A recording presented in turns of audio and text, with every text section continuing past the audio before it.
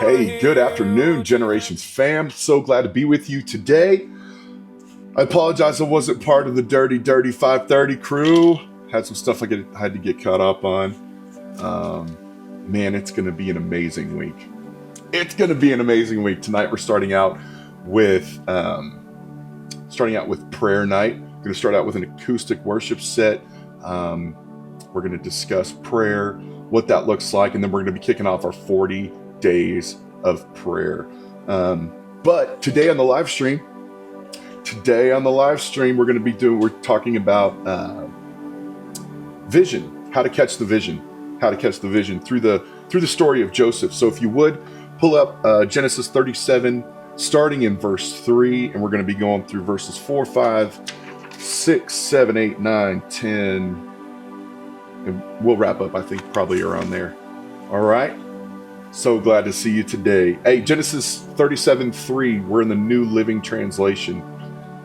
Jacob loved Joseph more than any of his other children because Joseph had been born to him in his old age. So one day Jacob had a special gift made for Joseph, a beautiful robe. I don't know if this is starting to ring any bells for anybody. But just a reminder, this robe was not simply a fashion choice. In that culture, what you wore could communicate what your position was in the family. That robe was a visible sign that Joseph was favored. Favor is real, but favor can create fiction. Let me try that again. But favor can create friction when people do not have healed hearts. Favor can create friction when people do not have healed hearts. Genesis 37:4. But his brothers hated Joseph because their father loved him more than the rest of them. They could not say a kind word to him. The robe didn't cause hatred. It wasn't the robe. The robe revealed what was already in their hearts. Have you ever been there? I'm looking for a pen. You ever been to that point? I have. I'm embarrassed to admit it. Man, something went great for somebody else, and was I thrilled for him? No. But the favor, it wasn't the gift, it wasn't the robe, it was what was behind the robe, it was what was behind the gift. It was the favor, but the favor revealed what was already in their hearts. Going on to Genesis 37:5. One night Joseph had a dream, and when he told his brothers about it, they hated him more than ever. I mean, come on, Joseph. You're already catching some flack here. You're already observing that your brothers are no longer saying kind words to you, but he went to his family and he shared it with them. He says, listen to my dream. We were out in the field tying up bundles of grain. Suddenly, my bundles stood up, and your bundles all gathered around and bowed low before mine. Now, is there anything inherently wrong with that? Probably not. It was a dream, and he was just sharing what was going on. Like, hey, I had this dream, and this is what it was, and well, they were all bowing down to me, or bowing down before my bundle. So what we find here is that Joseph is young. Joseph is young. Joseph is not fully formed. Joseph hasn't quite reached maturity yet. So why would God give a teenager a dream like that? God often gives vision before you are ready to carry it. God often gives vision before we're ready to carry it.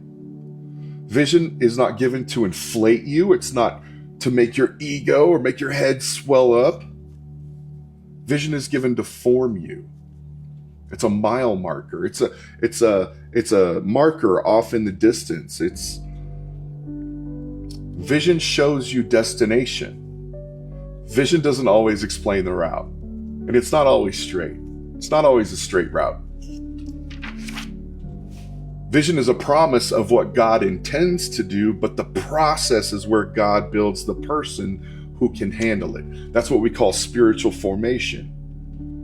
Genesis 37:8. His brothers responded, "So you think you will be our king, do you? Do you actually think you will reign over us?" And they hated him all the more because of his dreams and the way that he talked about them.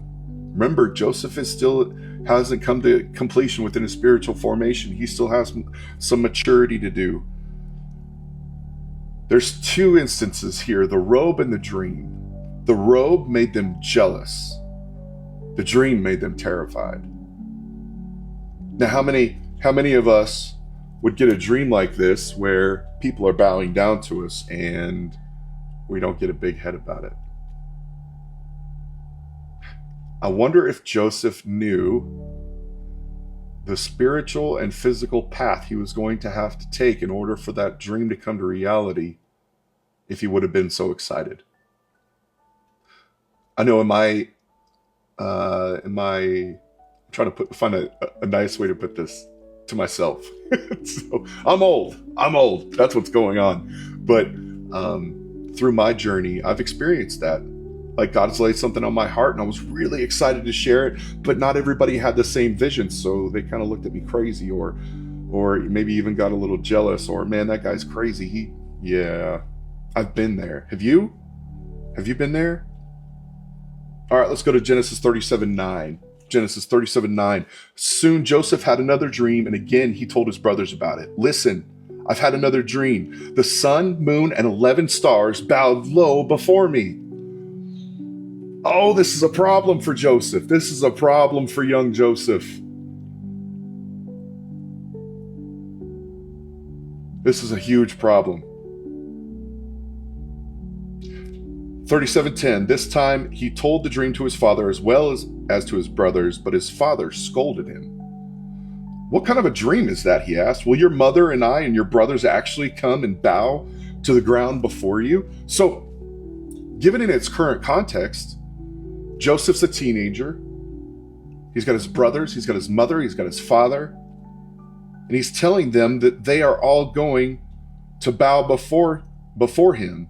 The sun and the moon represents the mother and the father, and the 11 stars represents the brothers. Now, again, is this inherently wrong?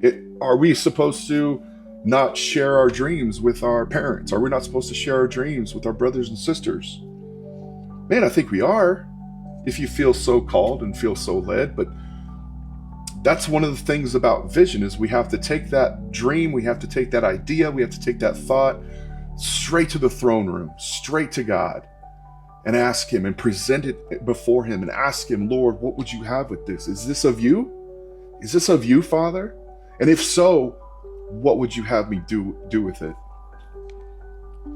Genesis 37:11. But while his brothers were jealous of Joseph, his father wondered what the dreams meant. Aha! Now we've found somebody with some maturity. Now we've found somebody with a little bit of spiritual formation. So even though he's already scolded Joseph, he didn't just move on and harbor his anger. The father went back with that extended spiritual formation, with that growing maturity. And his father had wondered what the dreams meant. Interesting role of the father here. God will always give you at least one person in your life who can hold what God spoke without trying to crush it. That goes into our community. That goes into our community. We have that one close friend.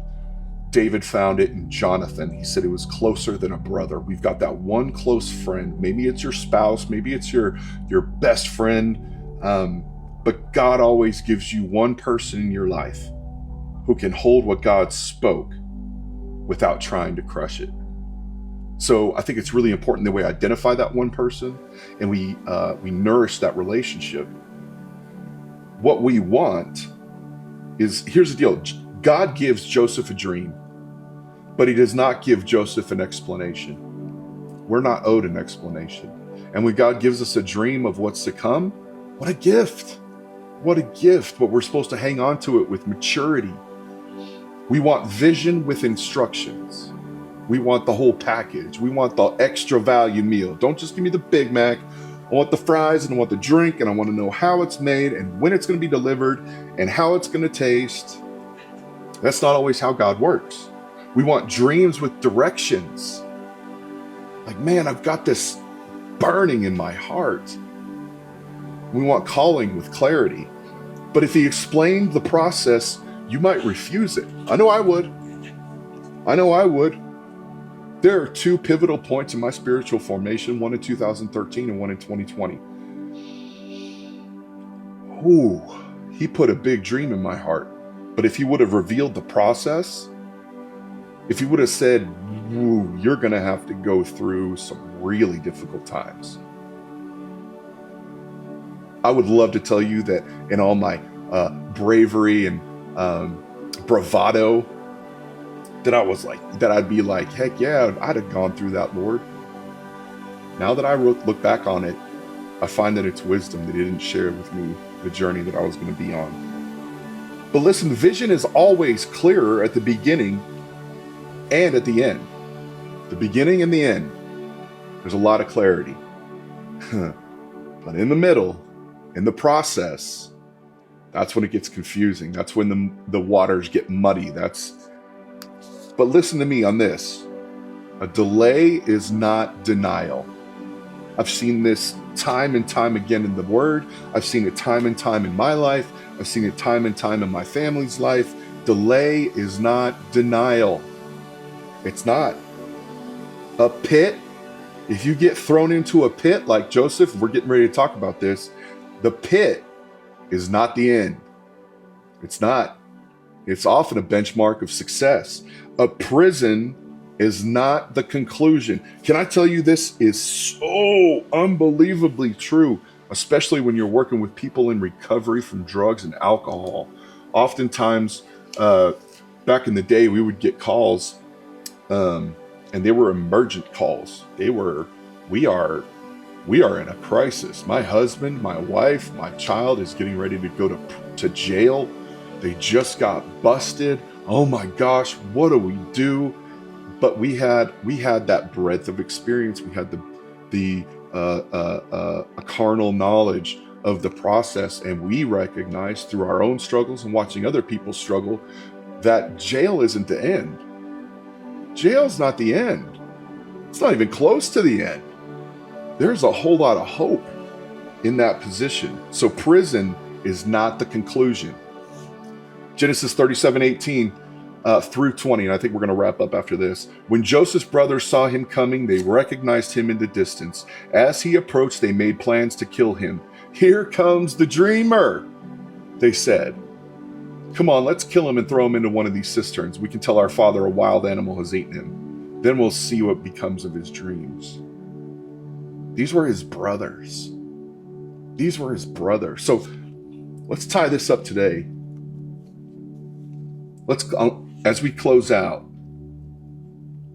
let's take a look at the brothers and determine that in our year of growth, we are not going to be like Joseph's brothers.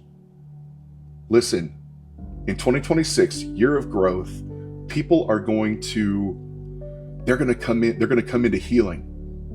They're going to come into healing, whether it's physical healing, emotional healing, spiritual healing, healing from trauma, healing from their past, healing in marriages. And let me tell you, when we're in close proximity to healing or growth, I promise you this is what tends to happen. Initially, we're really excited. But then we start looking around, and then we start playing the comparison game. And comparison is the death of contentment. Comparison is the death of contentment. We look around and we see somebody get healed from an ailment, and perhaps you're struggling with a similar ailment, or maybe their marriage is getting healed and it's being restored, and you can see the look of just a glow on them, just happiness and joy and contentment and peace and all the fruits of the Spirit. Here's what we tend to do. We tend to get jealous. When we start playing the game of comparison, we are killing our contentment, killing it. And we're not even realizing how much God has done just for us, just today. So will you commit with me today that during this year of growth, whether it's your coworker, whether it's the person that's sitting next to you in church, or maybe it's a couple in your small group, man, chains are going to get broken and people are going to get free and revival is on its way. But we got to get rid of comparison. You got to get rid of comparison. Listen, a delay is not a denial. Just because the person that sits next to you in the row at church, man, just because their marriage has hit a smooth spot, it's man, they just got over this big hump that they couldn't get over, and man, there's just a lot of peace and joy radiating from them. Listen, and if it's not coming in your time, delay is not denial. Don't be Joseph's brothers. Don't wish death on them, because here's what we find out later in the gospel, later in the New Testament. God, Jesus himself says, if you have anger in your heart towards your brother, if you've looked at a woman with lust in your heart, you've already committed adultery. Let's not be murderers here. Let's not be the type of people who walk into church and we see people getting restored and healed and brought back together. Let's not become that people that become jealous. Let's not be the older brother in the parable of the prodigal son. Don't be the brothers. Don't be Joseph's brothers. Don't be the prodigal son's brothers. When we go after the least, the last, and the lost, and we find them and we bring them home and we cook the fatted calf and we put a ring on them and we put the robe around their shoulders, man, let's remember we were there once too. We were there once too. And a delay is not denial. Don't see God working in somebody else's life and consider that to be an offense to you. Man, I struggle with it too.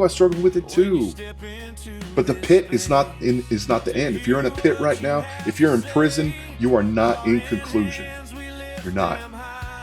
And we're going to pick this up again tomorrow. Hey, I hope to see you tonight.